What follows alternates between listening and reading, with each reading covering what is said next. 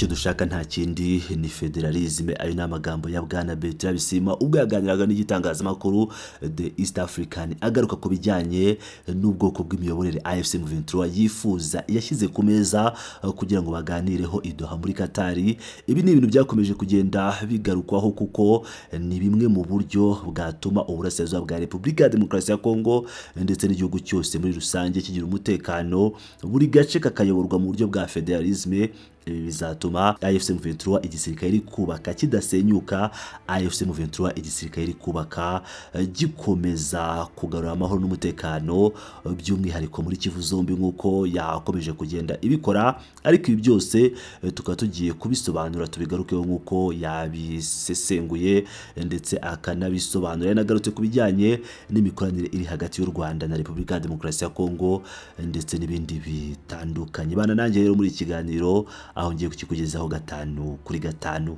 Umuyobozi wa politiki wa M23 Bertrand Bisimwa yajyanye ikiganiro na Jackson Mutinda ku ngingo zitandukanye, asobanura impamvu y'ubufatanye bwabo n'u Rwanda, anashishikariza abafatanyabikorwa gushora imari mu burasirazuba bwa Repubulika ya Demokarasi ya Kongo nta mpungenge z'umutekano. Umunyamakuru Mutinda yabajije Bertrand Bisimwa ati ese muraharanira federalisme cyangwa ukwiyomora kuri Kongo?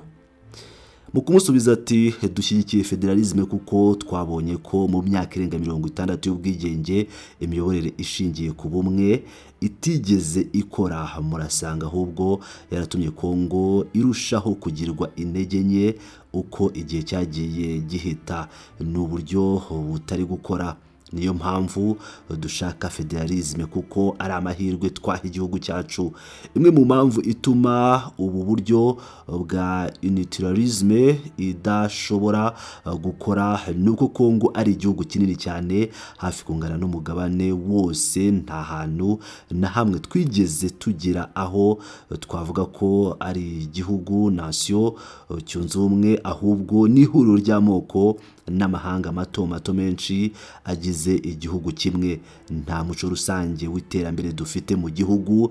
Igihe abakoloni bazaga uburyo bagabanyijemo uyu mugabane ntibwari bushingiye ku byari bihari ku butaka, ahubwo ku nyungu zabo. Kongo n'urugero rugaragara. Twagize ubuyobozi butashoboye gufata igihugu cyose no kukiyobora neza dushyize hamwe. Ibi byose bituma duhungira kuri federalisme ituma byibura dushobora kwiyobora dukurikije inzego zitandukanye cyangwa uko imibereho n'ubukungu byifashe, bigatuma agace gafite umwihariko umwe w'umuco, ubukungu, politiki n'imibereho gategurwa nk'icyiciro kigize federation. Ariko nk'ihuriro AFC M23 ntituvuga ko turi hano gutangiza iyo gahunda twenyine. Dushaka kwicarana na Kinshasa tukareba uko twashyiraho iyo federalisme. Twese tugize Repubulika Iharanira Demokarasi ya Kongo ariko igizwe n'intara cyangwa leta zigize federation. Hazabaho leta nkuru, guverinoma nkuru izaba ifite inshingano zimwe na zimwe, ariko byinshi mu bikorwa bya leta bizakorerwa ku rwego rw'ibice bigize federation. Intara cyangwa leta zigize federation zizagira ububasha ariko zibazwa kandi zigakorera mu murongo wa leta nkuru. Bityo rero so kwiyomora, so gucamo igihugu mu bice. Ntabwo kandi twaba turi abambere babikoze. Leta zunze ubumwe za Amerika na Repubulika ya Federation kandi bashoboye kubyaza umusaruro ubwo buryo bashimangira ubumwe bwabo. Ibyo ntibisobanura ko federalisme igabanya ubumwe. Oya, federalisme ishimangira ubumwe bw'igihugu kuko buri muturage aba ari mu mugambi igihugu gishyiraho ku bw'abaturage bacyo. Nigeria nayo ni igihugu cya Afurika kiyoborwa na federation kandi kiratera imbere mu bukungu. Umusaruro mbumbe wacyo GDP uruta uwa Repubulika ya Demokarasi ya Kongo kandi kirakora neza. Ese u Rwanda rushyigikira M23? Mu gusubiza Bertrand Bisimwa ati rimwe na rimwe birangora gusubiza iki kibazo kuko akenshi kiba kibajijwe na Kinshasa mu buryo burimo amarangamutima menshi. Gushyigikira M23 bisobanura iki? Ese gushyigikira M23 bisobanura kumva impamvu zayo? Ese bisobanura kwakira impunzi z'abanyekongo? ese bisobanura kugeza ku kanama k'umutekano wa Loni ibibazo M23 ivuga?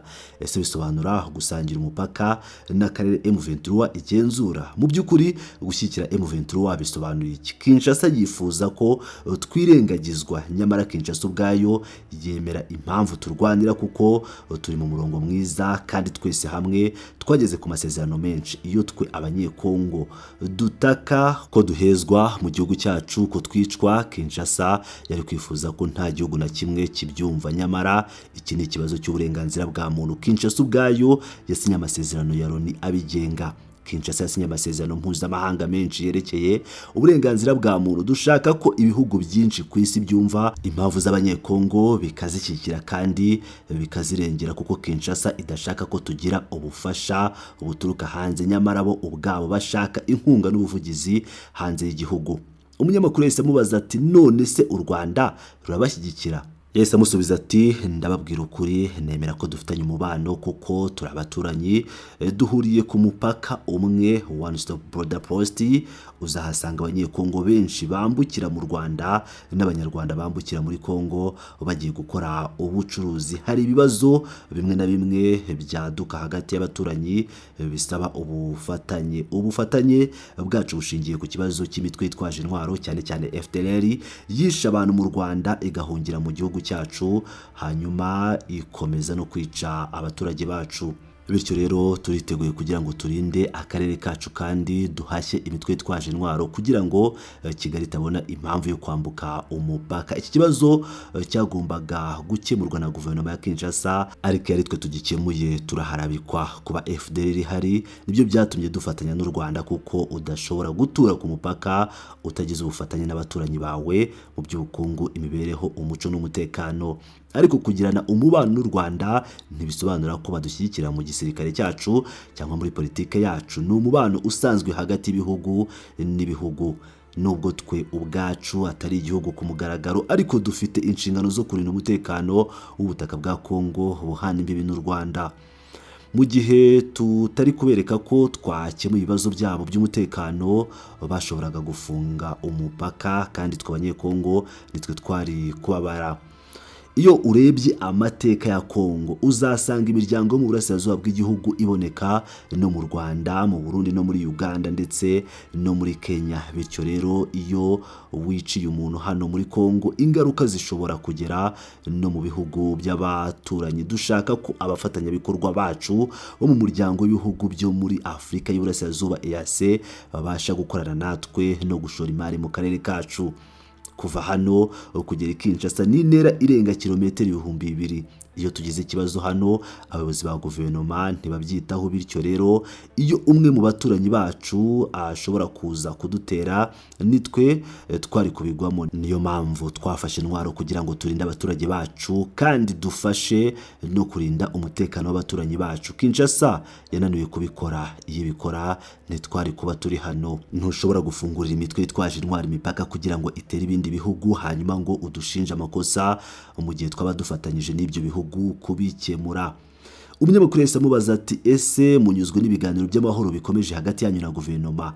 Bertrand Bisimwa mu kumusubiza ati twishimiye aho tugeze, ibyavuye mu biganiro kugeza ubu biranyuze, nubwo amasezerano twasinye kugeza ubu nta ngaruka zifatika aragira ku butaka. Twishimiye ibyanditswe ku mpapuro ariko ntitunyuzwe n'ibibera ku butaka. Urugero nuko uburyo bwo gukurikirana agahenge CCLF butubahirizwa. Guverinoma iracyatera ibisasu ku baturage bacu Minembwe muri Kivu y'Amajyepfo ikoresheje indege zitagira abapilote drones n'indege z'intambara zo mu bwoko bwa Sukhoi. Urundi rugero no guhana imfungwa ku ruhande rwacu twarabarekuye, ariko ku rundi ruhande nta cyakozwe kuri ubu. Turi mu ntangiriro ariko tuzagera ku rwego rwo kuganira ku mpamvu muzi z'aya makimbirane, ariko turashaka kongera gushimangira ko twiyemeje byimazeyo inzira y'amahoro. Hari ibihugu nka Leta Zunze Ubumwe za Amerika na Qatar ndetse n'umuryango wa Afurika yunze ubumwe biri gushyigikira iyi gahunda kandi natwe twiyemeje kwigiramo uruhare rusesuye.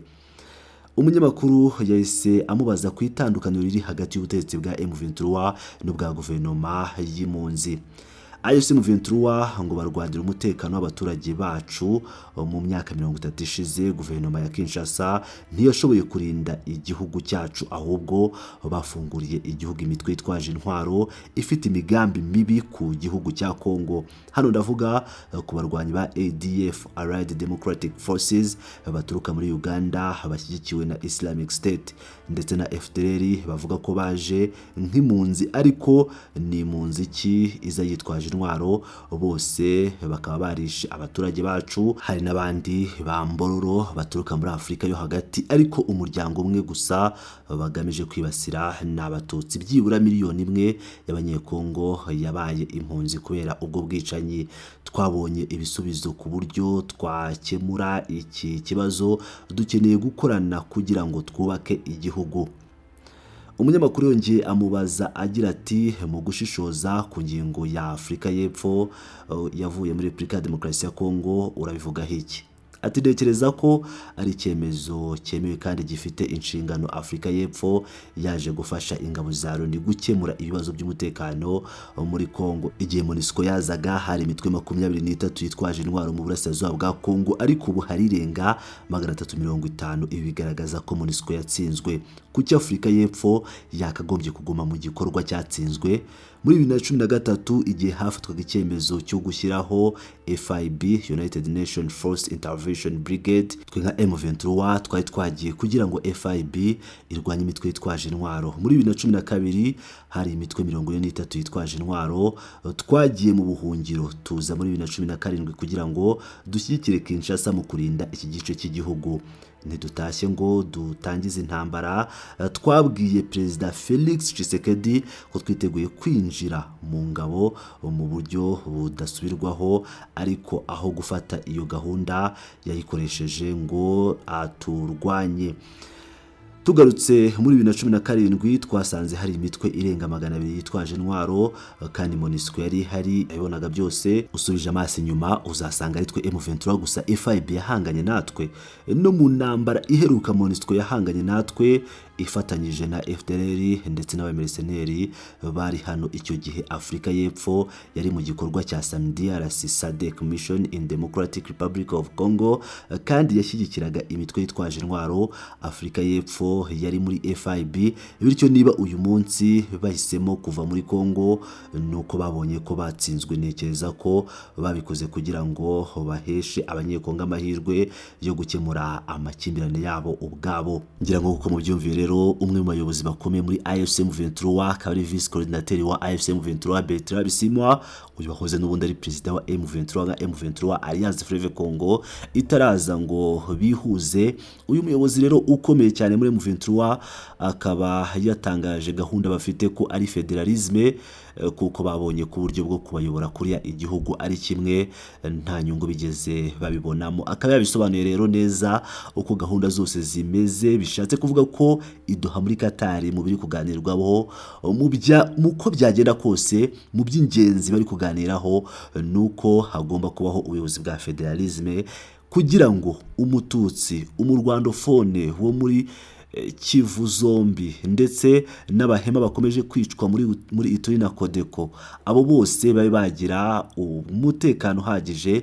Bigiye n'uburyo federalisme izatuma AFC M23 ibanza gusekiriza East yose.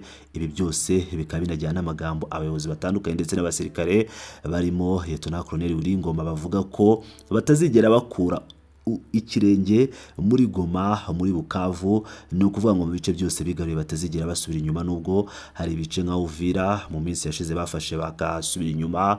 Warikare ibyo byose ni ukugira ngo bereke leta ya Kinshasa, bereke amahanga ko icyo bashaka ari amahoro, kandi ko Repubulika ya Demokarasi ya Kongo yaba nziza iyoboye mu buryo bwa federalisme. Ngira ngo mwabyumviye neza. Nk'ibisanzwe ni Pilot News TV, mukomeze mane nanjye ndabakunda cyane muri abagaciro.